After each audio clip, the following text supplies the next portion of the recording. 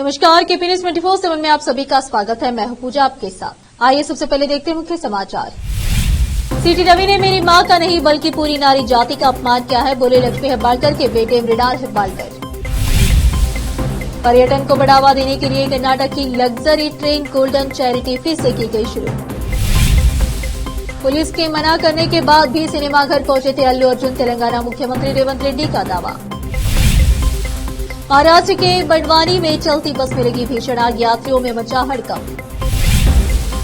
Noida sector 65 में एक electronic company में भीषण आग, दमकल की 7 गाड़ियां मौके पर। पंजाब के मोहाली में गिरी 4 मंजिला बिल्डिंग, 2 की हुई मौत, रेस्क्यू के लिए बुलाई गई सेना।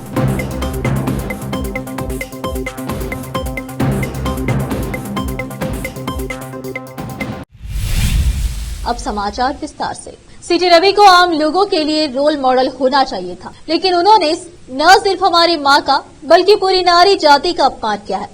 मुझे उनसे इस तरह बोलने की उम्मीद नहीं थी, लेकिन उनकी बातों से पता चलता है कि उनके अंदर किस तरह का संस्कार है।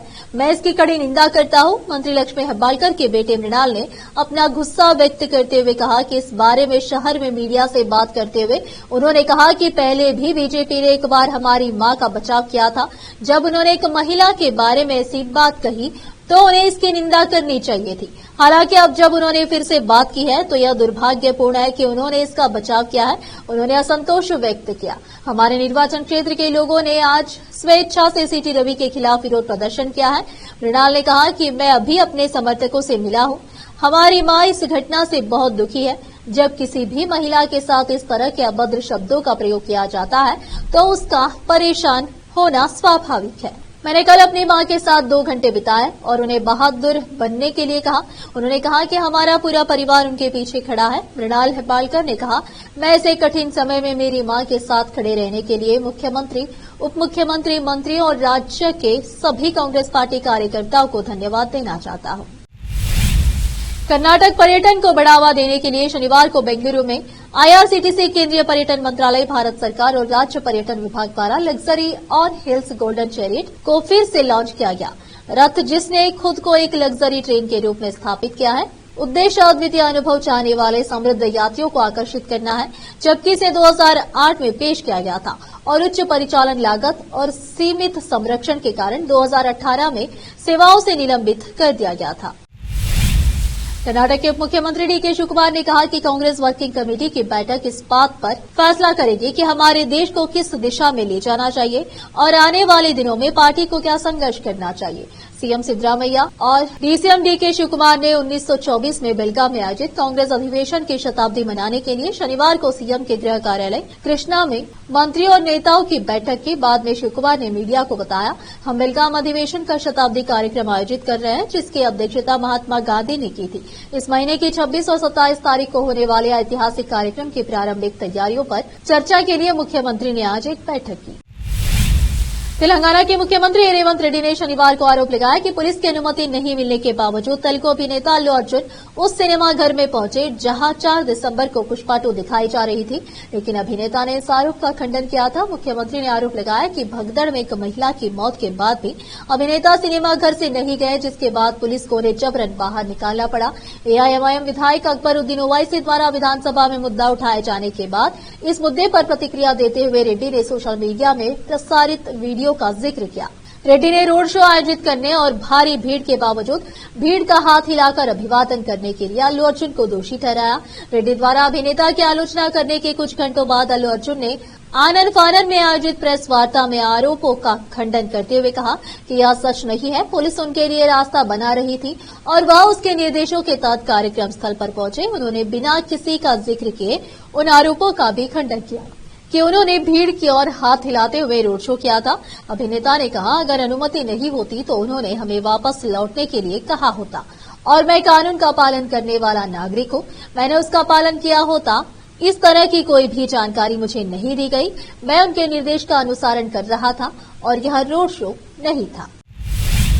तेलंगाना सिनेमाटोग्राफी मंत्री कोमाटी रेड्डी वेंकट रेड्डी ने अल्लू अर्जुन की ब्लॉकबस्टर फिल्म पुष्पा 2 पर कटाक्ष किया है। रेड्डी ने मजाक उड़ाते हुए कहा कि फिल्म देखने के बाद उन्हें यह समय की बर्बादी लगी। मंत्री ने यह बयान तब दिया जब वह पुष्पा 2 की स्क्रीनिंग के दौरान हुई भगदड़ की घटना के बाद अस्पताल में भर्ती बच्चे से मिले। वहीं मंत्री ने यह भी साफ कर दिया कि अब टिकटों के दाम में बढ़ोतरी को मंजूरी नहीं दी जाएगी। हालांकि कुछ खास फिल्मों को लाभ जरूर मिलेगा। आइए बयान पर विस्तार से गौर फरमा लेते हैं। मंत्री ने कहा कि केवल कुछ फिल्मों के लिए टिकट दाम में बढ़ोतरी की अनुमति दी जाएगी जो सामाजिक तत्वों और राजाओं के इतिहास पर आधारित होंगी। उन्होंने यह भी कहा कि इन श्रेणियों के अलावा किसी भी फिल्म को टिकट नहीं बढ़ी हुई कीमतें नहीं दी जाएगी। ये शब्द वाकई पूरे टॉलीवुड के लिए चौंकाने वाले हैं। मंत्री ने जिस शैली की फिल्मों का उल्लेख किया है वह टॉलीवुड में लंबे समय से बंद है और वर्तमान फिल्में पैन इंडिया व्यावसायिक फिल्मों के रूप में बनाई जाती है। ये आने वाली फिल्मों के लिए भी बड़ा झटका होगा। दूसरी ओर मंत्री ने यह भी कहा कि पुष्पा 2 देखना उनके लिए समय की बर्बादी थी और उन्हें यह भी लगा कि इससे किसी को कोई फायदा नहीं होगा। अब फिलहाल लेते एक छोटा सा ब्रेक।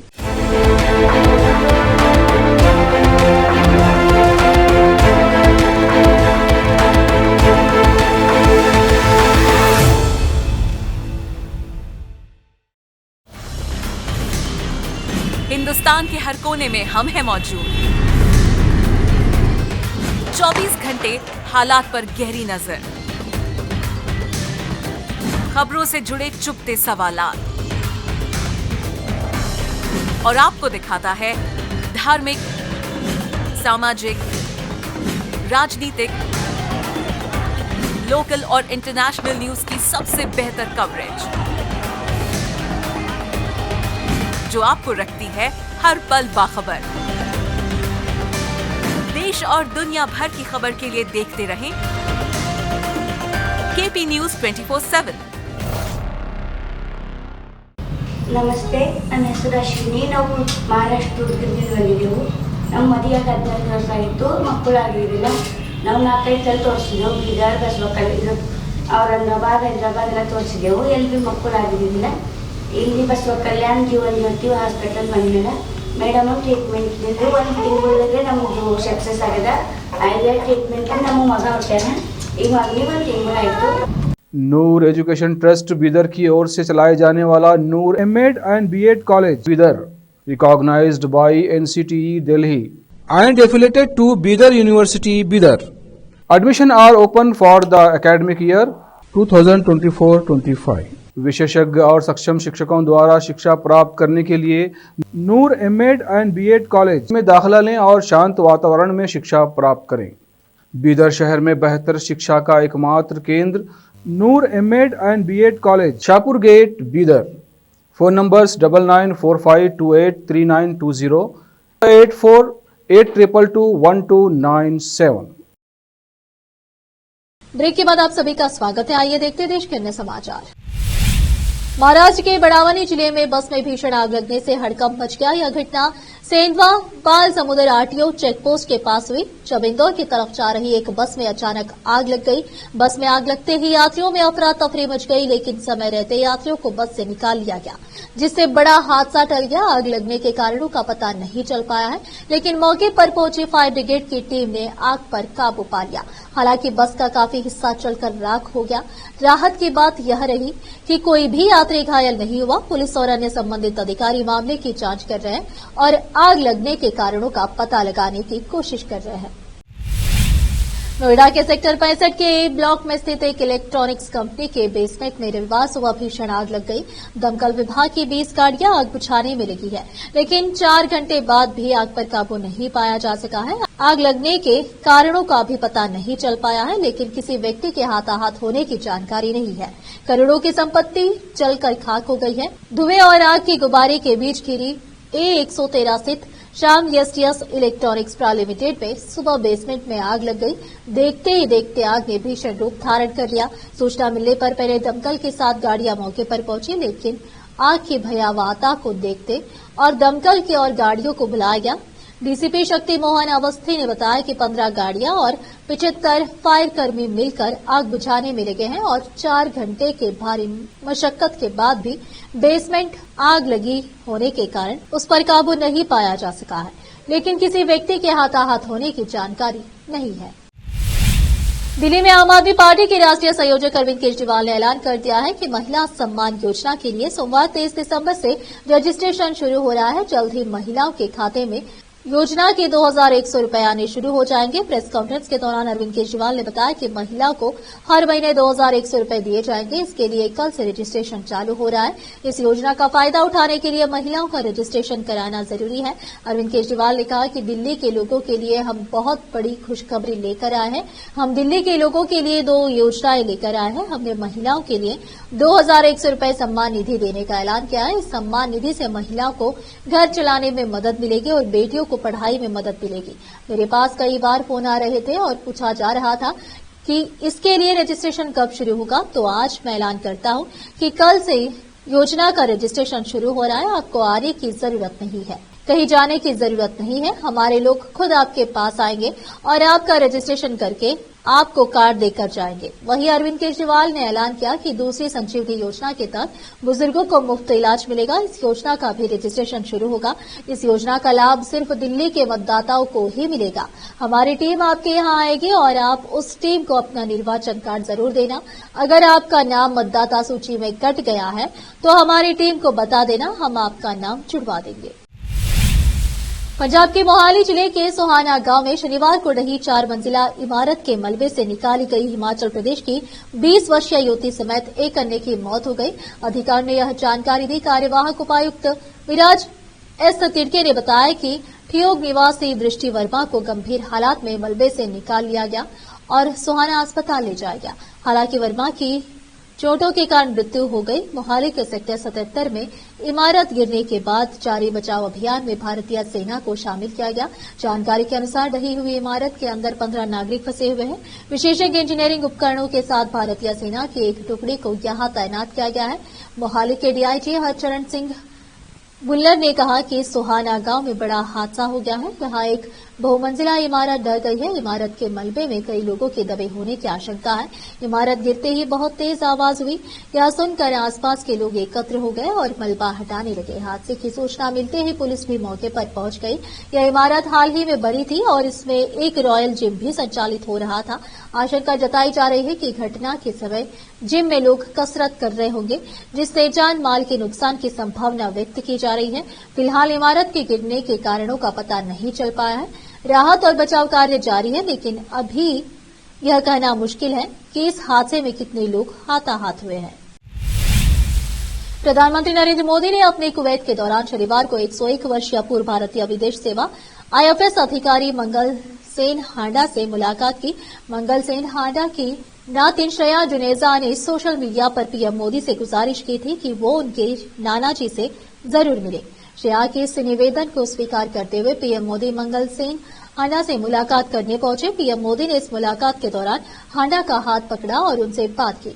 आपको बता दें कि श्रेया ने 20 दिसंबर को पीएम मोदी को टैग करते हुए सोशल मीडिया साइट एक्स पर लिखा था कि माननीय पीएम मोदी से विनम्र निवेदन है कि वह कुवैत में भारतीय डायस्पोरा के साथ बातचीत के दौरान मेरे नाना जी से जरूर मिले। श्रेया ने आगे लिखा था कि मेरे नाना जी आपके बहुत बड़े प्रशंसक हैं। श्रेया के उस पोस्ट का पीएम मोदी ने न सिर्फ जवाब दिया था बल्कि ये वादा भी किया था कि वहां उनके नाना जी से जरूर मिलेंगे। अब फिलहाल एक छोटा सा ब्रेक।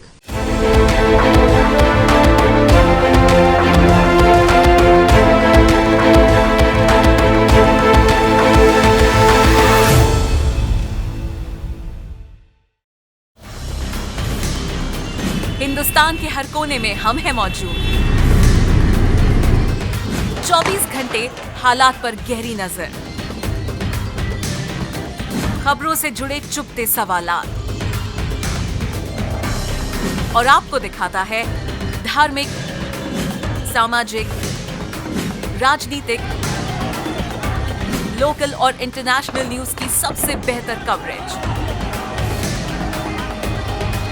जो आपको रखती है हर पल बाखबर। देश और दुनिया भर की खबर के लिए देखते रहें केपी न्यूज 24/7। ನಮಸ್ತೆ, ನನ್ನ ಹೆಸರು ಅಶ್ವಿನಿ. ನಾವು ಮಹಾರಾಷ್ಟ್ರ ದುರ್ಗದಿಂದ ಬಂದಿದ್ದೆವು. ನಮ್ಮ ಮದುವೆಗೆ 14 ವರ್ಷ ಆಯಿತು, ಮಕ್ಕಳಾಗಿರಲಿಲ್ಲ. ನಾವು 4-5 ಸಲ ತೋರಿಸಿದೆವು. ಬೀದರ್, ಬಸವಕಲ್ಯಾಣ, ಔರಂಗಾಬಾದ್, ಹೈದರಾಬಾದ್ ಎಲ್ಲ ತೋರಿಸಿದೆವು. ಎಲ್ಲಿ ಭೀ ಮಕ್ಕಳಾಗಿರಲಿಲ್ಲ.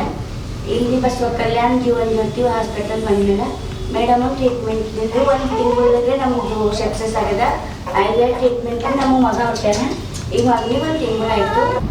नूर एजुकेशन ट्रस्ट बीदर की ओर से चलाए जाने वाला Noor MEd and BEd college Bidar recognised by NCTE Delhi and affiliated to Bidar University Bidar. Admission are open for the academic year 2024-25.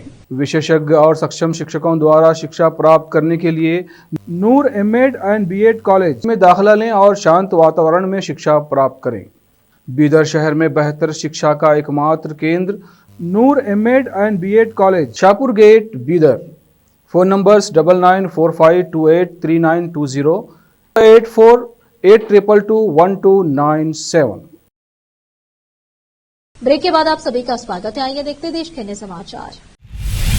प्रधानमंत्री नरेंद्र मोदी 2 दिवसीय दौरे पर कुवैत में हैं। इस दौरान कुवैत के गायक मुबारक अल रशीद ने कुवैत के शेख साद अल अब्दुल्ला इंडोर स्पोर्ट्स कॉम्प्लेक्स में आयोजित प्रधानमंत्री नरेंद्र मोदी के सामुदायिक कार्यक्रम हला मोदी में देशभक्तिपूर्ण भारतीय गीत सारी जहां से अच्छा प्रस्तुत किया।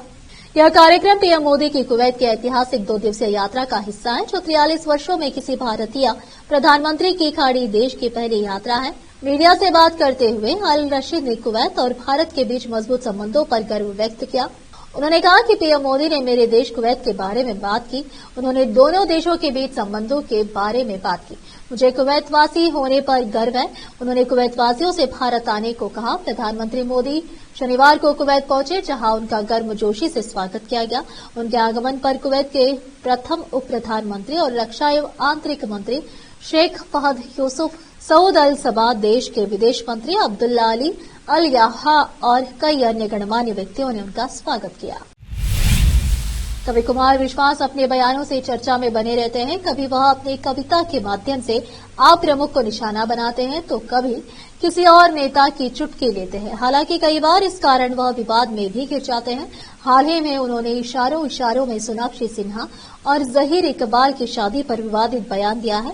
उनका यह बयान सोशल मीडिया पर तेजी से वायरल हो रहा है। वायरल वीडियो में देखा भी जा सकता है कि कवि कुमार विश्वास मंच से कविता पढ़ रहे थे, तभी उन्होंने इशारों में सोनाक्षी सिन्हा और जहीर इकबाल की शादी पर कटाक्ष किया। उन्होंने कहा कि अपने बच्चों को गीत रामायण पढ़ाइए, भगवान राम के भाइयों और माता सीता के बहनों का नाम याद कराइए। एक संकेत दे रहा हूं, जो समझ जाए उनकी तालियां उठे। कवि कुमार विश्वास ने आगे कहा कि कहीं ऐसा न हो कि आपके घर का नाम रामायण हो, लेकर आपकी श्री लक्ष्मी को कोई और उठा कर ले जाए। दावा किया जा रहा है कि कुमार विश्वास ने यह बयान मेरठ महोत्सव में दिया है। विक्टोरिया पार्क में आयोजित कवि सम्मेलन में लाइट, साउंड, आतिशबाजी और दर्शकों के शोर के बीच मंच पर पहुंचे कवि कुमार विश्वास ने मेरठ के लोगों को राम राम की। उन्होंने कहा कि 44 मुल्कों में घूम आया और कहता हो मारा मेरठ। उन्होंने पढ़ा, लोग कहते हैं महंगा हो सबसे, मगर कितना सस्ता बिका हो तुम्हारे बिना। मुझको दुनिया ने पाया तुम्हारे बिना, मैं जीऊंगा भी कैसे तुम्हारे बिना। इस पर लोगों ने खूब तालियां बजाई। फिर से एक नजर मुख्य समाचारों पर। सीटी रवि ने मेरी मां का नहीं बल्कि पूरी नारी जाति का अपमान किया है, बोले लक्ष्मी हेब्बाळकर के बेटे मृणाल हेब्बाळकर। पर्यटन को बढ़ावा देने के लिए कर्नाटक की लग्जरी ट्रेन गोल्डन चैरिटी फिर से की गई शुरू। पुलिस के मना करने के बाद भी सिनेमाघर पहुंचे थे अल्लू अर्जुन, तेलंगाना मुख्यमंत्री रेवंत रेड्डी का दावा। महाराष्ट्र के बड़वानी में चलती बस में लगी भीषण आग, यात्रियों में मचा हड़कंप। नोएडा सेक्टर 65 में एक इलेक्ट्रॉनिक कंपनी में भीषण आग, दमकल की 7 गाड़ियां मौके पर। पंजाब के मोहाली में गिरी 4 मंजिला बिल्डिंग, 2 की हुई मौत, रेस्क्यू के लिए बुलाई गई सेना।